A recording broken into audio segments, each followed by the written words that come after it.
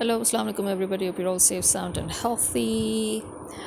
And there are protests everywhere, all over the world. I think the largest protest ever recorded in Australia to have been held by people pro-Palestinian. It's a pro-Palestinian protest, and it's the largest one to have been recorded yet in Australia. That's going on at the same time in Pakistan. There are actually two different types of protests going on. One that I actually was not aware of until yesterday, and that is that for at least a week, I think, if I got my facts straight, for almost a week in Gilgit-Baltistan, because for some weird ass reason, trade has been closed down, and that has rendered the traders in a very sort of a very nasty sort of a conundrum, in the sense that the Chinese traders are stuck here and they can't go back. The Pakistani traders are facing a huge loss, because their trade is affected. So the Pakistani and the Chinese traders are jointly protesting against it, and they've been doing that for, I think, a week, as I said. So that is going on, and then, as you know, Suleiman and Qasim Khan are active. This is something we knew that they were going to be. This is something we encouraged them to be. The whole world encouraged them to be. And as I said, you should thank God they're not using the full force of their maternal family, because if they did that, I think even the American government and the British government would be obliged to buckle down. But as it is, they're just using their own, immediate resources, whatever is available to them, whatever they think they can legit use without, causing any ripples and waves to that extent. And that is, so they, as you know, they went to America, they met a few congressmen and senators, I think, and then now they're back in the UK and they're giving interviews. They had their latest with Piers Morgan.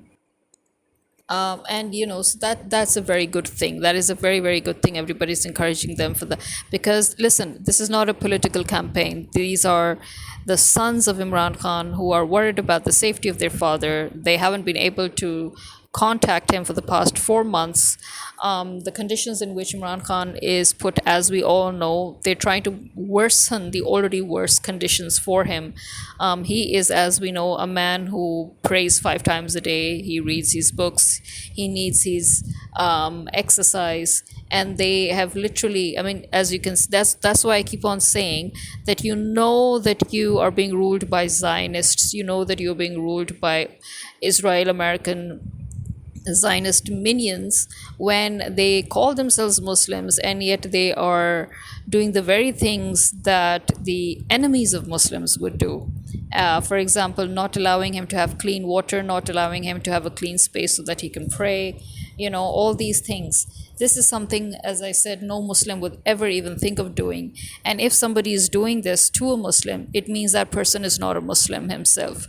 And this is why I keep on and on questioning the religion of the army chief, Asim Munir, and I keep on and on questioning the faith of, of Asif Zardari and his family, of Nawaz Sharif and his family, because they are, whatever they are, you can rest assured they're not Muslims. It is very clear in the Quran, it's very clear in all the traditions of the Prophet. Anybody who is a hypocrite is not a Muslim. Anybody who indulges in any form of shirk is not a Muslim. Shirk and bid'at. And anybody who calls himself a Muslim but doesn't practice he doesn't practice the Islamic way of life, in the sense as the way they are behaving, where they've called themselves Muslims, but they are actually torturing their fellow Muslims. They're working against Muslims. They are the enemies of Muslims, so they are not Muslims. And they should be they should rest assured, according to the Prophet, that they have a special place in hell. So there we are. But again, as I said, so we have Suleiman and Qasim Khan, who are basically, they're not on a political agenda. This is not a political campaign. And I know that Asim Munir, who's shitting his pants right now, and the government that are shitting their pants right now, I know that they are trying their best, that they should somehow or the other maneuver this into a political campaign and make life difficult for the two boys, which is why I think the two boys have decided, or maybe they've been advised by certain people around them, not to use their Nikon cards, but to actually travel as British citizens to Pakistan, which means they need to take their visa. So they've applied for their visa, and as we know, they haven't yet been given that visa. But my personal take on this is, given the fact that the whole country is once again getting together for the protest that is to start tomorrow, officially on the 5th of August, marking 2 years of the illegal arrest of Imran Khan. Remember, he was arrested on the 5th of August. And that was the day the whole nation rose and he stopped them, if you remember. So now it's to mark that day of his illegal arrest that the whole nation is once again rising. This is also a call by the by Imran Khan, because he has on the political front, he has boycott this the by-elections, because these by-elections are once again illegal in the sense that the PTI ministers and they've been under false pretenses, they're being removed and under false charges and under weird ass sort of whatever it is excuses that they're coming up with. They're literally being removed from their posts in the government, and so to replace them, these by-elections are being announced. So obviously, why would they want to go and go through the motion once again when we know that our elections have been hijacked already? They were hijacked before, they're hijacked now, they'll continue to be hijacked as long as this regime is in place. So I would say that the Imran Khan's sons, I think personally, they don't really need to come here and make it for the 5th of August.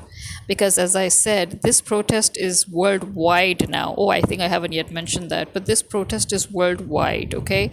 So in America and Australia, in the UK, all over the world, wherever the Pakistani diaspora are, the protests have begun, okay? They have come out, they're beginning their protest. So, I would say that, there's no rush. The boys have already started this campaign in a very nice way. They have once again engaged the media, they've engaged the politicians, they've engaged the governments once again. They're talking to all the right people, they're raising the right amount of noise, and this campaign is adding to it. And you could say that in a way they've already kind of started it, okay? They've started it.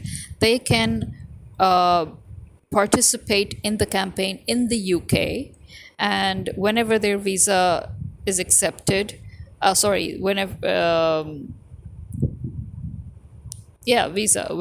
their visa is accepted, then they can come and continue, because we're hoping that this campaign should go till the 14th of August at least. Okay, so they can join or rejoin, or if there is, in fact, it's good if they join a bit late, because if there is any momentary lapse that you would feel that maybe it's a bit that the momentum might break, their arrival can restart the whole thing, you understand, in a good way. So in fact, it can create a huge momentum that can prove far more effective, is what I'm trying to say. So that is my take on it. The rest is up to everybody else, whatever they wish to do. So on this side, we've got protests. We've got the pro-Palestinian protests in Australia and other parts of the world that are always ongoing, but this time in Australia has been recorded as one of the largest, or the largest. And the UK, America, Canada, Australia, other places, and Pakistan, they are starting this protest on releasing Imran Khan. The campaign that Imran Khan should be released and he should be safe and sound, and that Asim Munir and this government need to go, basically. Okay, it's not just marking the illegal arrest of Imran Khan, it's marking the whole caboodle of having an illegal government of illegally ousting a legal government on the say so of a foreign state, of a foreign establishment. So there is that. And well, let's see what happens, because as you know, people have already started gathering. Officially, it's supposed to begin tomorrow, but as you know, people always start gathering at least one day before. People have gathered all over the world, not just in Pakistan, in other countries too. They have actually started gathering today. They are preparing for it just to start, to fully commence tomorrow. So let's see. Obviously, the Punjab government, who they have just one thing that they always do, and they have already started a crackdown, hoping that they can somehow, stop the campaign. But obviously, you're trying to create another 9 May situation where you think you will crack down and then you will start shooting people, or what you did in Islamabad. Yeah, I don't, or what you again did now in KPK. You think that you can go and crack down and then you can start shooting maybe and arresting. I think this time it's going to heavily backfire on you very, very badly. You need to be careful. But as we know, this government is completely blind. It is completely blinded by greed and by their Zionist masters' orders. So don't expect anything to go right if they're concerned. I'm sorry, but we've had this charade played out the past few times. You don't expect them to stop, because they're already in the point of no return. And they know that they're in the point of no return, because they don't even want to be in the point of no return. I guess that's what people don't seem to understand. People are so worried that why aren't they backing out? Why aren't they trying to make a deal? Why aren't they trying to do something? Why don't they leave themselves a way out? It's because they're here to finish the decades old plan of finally 100% surrendering Pakistan over. So there is no backing out. There is no return.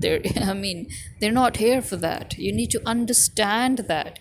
I wish people would really understand that, because only when you understand that will you realize that even your protests are not going to be enough, that you really need to go full mob revolution against them, is what I've been saying constantly. Well, here we are. I mean, talking about, understanding. Let's change the topic here a bit, because understanding will also bring me to this topic of how adults, adult education. As you know, in the recent podcast, I've been talking every now and then about how I kind of have a problem with those people, those women who sit in their homes and they decide that, oh, let's teach Quran, or let's teach the hadith, let's do hadith classes, let's do Quran classes. And women are very enthusiastic about it. They all gather around, they say, oh, this way we can kill two birds with one stone. We can get out of the house, socialize a bit, and also learn something good. Which, as I said, personally, I have no problem with that. It's the way they do things that I have a problem with. And one of the major problems that I have, which I've mentioned maybe I think I have mentioned this once, I've just touched upon it, is how these women, they are adults themselves. All the women around them are adults too, and yet they do not even know the basic concept of adult education. It's called adult education for a reason. Okay, I've taught kindergarten, playgroup, I've taught primary, secondary, I've taught O levels, and I have taught university level, and I'm now working with adults. Okay, you cannot teach all of these age groups the same way. That is the biggest mistake everybody seems to make. And especially, again, now when you're teaching Quran, for example, or when you're teaching the traditions of the Prophet, the hadith and everything, the biggest mistake these people make is they try to make it a school. It's not a school. The whole point of adult education is that you have to help them retain at least the gist of the whole subject, or the concept is clear in their mind, so that they can recall it anytime they feel like in their private time, and still manage to sift through their memories and get the gist of it all, right? But making them to sit down and learn certain first of all, who learns the hadith of the Prophet? Nobody. Nobody, unless you're actually literally doing your master's degree in Islamic studies, you know. These are older women. They're in their, it's fine, some are young women, but then you have older women too, going up to their 70s. When they come to you to refresh, yeah, you see, that's the point. When they come to you to refresh their minds on the teachings of the Prophet and on the Quran and this and that, it's literally just that. They're coming to you to refresh their minds. They're not coming to you to go back to school so that you can tell them, oh, learn this hadith and then come tomorrow and parrot it out to me. You know, they're not here to cram for an exam. They're adults whose minds are already wavering. These are adults that are already dealing with memory loss issues. Okay? And when they come and they sit and they listen to you and they, and they talk about the traditions of the Prophet or the Quran or whatever class it is that you're teaching about, and they listen to you, they're basically once again refreshing their memories of what they already know. Because again, if even if they don't know, they're retaining something, they're retaining the gist of it, they're getting their concept clear. And those who already know it, they're just refreshing their memories. So the biggest mistake these women do in their so-called, and I will say so-called, hadith classes and Quran classes is exactly this, is when they make a school out of it. You're not teaching 12-year-olds, you know, you're not teaching students in a school. You're teaching an age group that has already learned everything, and now they're at that point in their life where they just want to keep their minds active, they want to keep their memories active. And a good way to do that is to just, talk about things or listen to things on a daily basis and get the concept clear.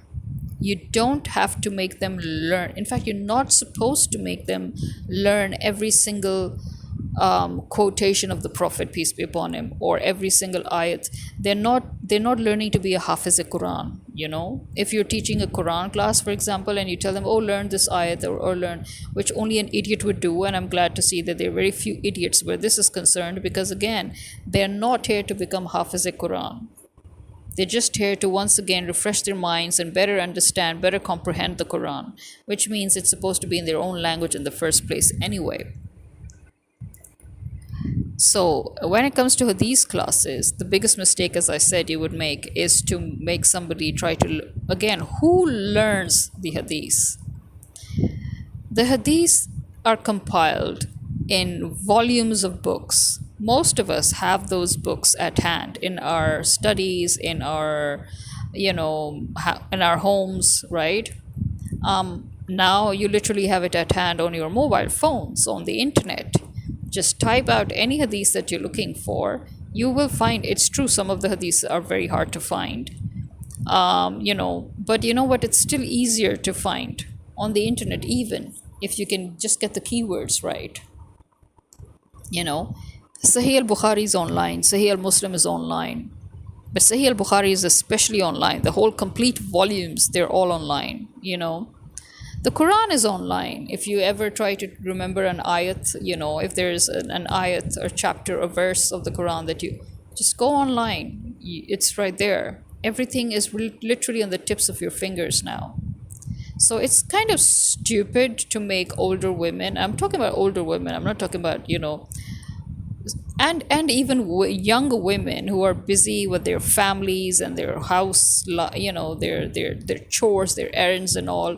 And again, they're coming to you to get a break, to relax their minds, to refresh their minds, to re-educate themselves or rejuvenate themselves or remind themselves or retain whatever it is that they felt that they need to retain or relearn about, certain things to do with the religion and with everyday life pertaining to religion. And that's, and then they want to go home again free. They're not at school. They're not out there to give an exam. So this is also one of my biggest problems, is that adults do not even know how to teach other adults, because again, not everybody knows how to teach. Okay, adult education is a completely different thing. And that is why, even when I started the spoken English sessions that I do, why do I call them sessions? I call them sessions for a reason. They're not classes, you know, they're literally conversations that you're having. I do 1 hour conversations. The number of days depends on the individual I'm working with. They can choose the number of days, they can choose the timings that are right for them, because most of them are working people. Most of them, in fact, my very, very first, you know, student, for the lack of a better word, was an entrepreneur, from the Chamber of Commerce, and the second one too. So basically, I'm working with adults that are from all walks of life. Some are even housewives who just want to be able to commute to help with their children, because nowadays all children are basically speaking English at home as well as at school, and the school encourages the parents to keep on communicating in English with their children at the young age, especially, so that they get fluent and they get confident. So obviously, there are many mothers who don't speak English fluently, and so they want to be able to be fluent in English so that they can help communicate with their children in English, and like that, help that whole cycle go on. So I work with those mothers, I work with teachers, I work with business people, I work with bankers, I work with people who are in the any and every industry, in the media, politics, whatever, lawyers, it doesn't matter, whoever you are, wherever you are. And again, every single session, or I should say, yeah, every single session is customized according to the individual I'm working with, right? Because not all of them have the same problems, not all of them have the same issues, and that is why with some people I literally just need only a month. Within a month they're fine and they're ready to go. Some of them they need 4 months, some of them they need 3 months, some of them they need 5 months. But usually I make sure that in 3 months they are capable enough to hold a conversation with anybody in full confidence without making grammatical mistakes. And even if they do make mistakes, they will automatically catch their own mistakes and correct themselves. And that actually practically starts within the first month. That is how good it becomes. Why? Because I'm treating each individual according to their own needs, according to their own lackings, according to their own positive, their strengths, the positives and the negatives. Okay, when you are working with adults, you're not teaching a school. You're working with adults, which means that their brains are in a different place. Their retention levels are different, their retention methods are different. As it is already, as individuals, the way we retain things is very different. And as a teacher, I think a good teacher is that teacher who manages to find a way to ensure that everybody can retain whatever it is that you're teaching. And that is not by telling them to sit down and learn it. No. And I should know, because I've been teaching for more than 2 decades. And it has worked every single time, because you know what the fun part is, that the students themselves notice it and they say it. They always come up and they say it to me, and they say it to others even when they talk about me, is that, what, she makes sure that we understand it, and she does not leave the thing alone until she makes sure that every single one of us have got it, and then she moves on. And you know what, it doesn't take me an hour to do that. No, it never did. I would see because there's always a majority and then there's a minority. The majority number of people in your class, they have a standard retention mode, and then you have the minority, the few number of people who are not getting you, and they're not getting you because they're looking at you. You can see it through their expressions, they're not getting you. So then you understand, oh, okay, this is not the way they retain things, and then you try another way. I always try at least three different ways of helping them retain: the standard way, then the second most popular way, and then a third customized way. Okay? I will change my words, I will change the way of explaining things, I will, in some cases I would, even if I have to use visuals, I would do that. If I have to use diagrams, I'll use that. If I have to use a chart, I'll use that. If I have to use only verbal communication, I'll do that. So I will use all the different standard and non-standard means of communication in order to make sure they've understood it. I will not tell them, okay, sit down and cram the damn thing. That's not what education is about, although this is what it is about in most countries now, especially even ours. But no, real education, is about understanding the concept and then understanding it enough to retain it so that you get the gist of it. The main thing is you get the concept. And what is concept? The gist. You have the gist of it and you're good to go. And as I said, the older you are, the more important it is for you to get the gist of it. Cramming is useless and it actually exerts more stress. Okay? You are exerting more stress and it's fruitless, and you feel it. You actually feel that it's fruitless, and that is why actually many people drop out. You know, it's because, first of all, they're adults. They already have their own lives. They've already done whatever it is that they wanted to do. Okay. Many of them are already even free from their children. Most probably, they have grandchildren already. They are in that point of their life now where they feel, okay, now I can relax and just, do me. And over there, you suddenly come up and tell them, oh, learn this hadith or learn this part of the Quran. Like, are you crazy? I mean, again, common sense is something that's just not common. I don't get it. But I mean, again, you're not a good teacher if you dismiss the fact that you have even one student that is uncomfortable with the way you teach. You cannot go with majority's authority. And especially, again, it's not okay.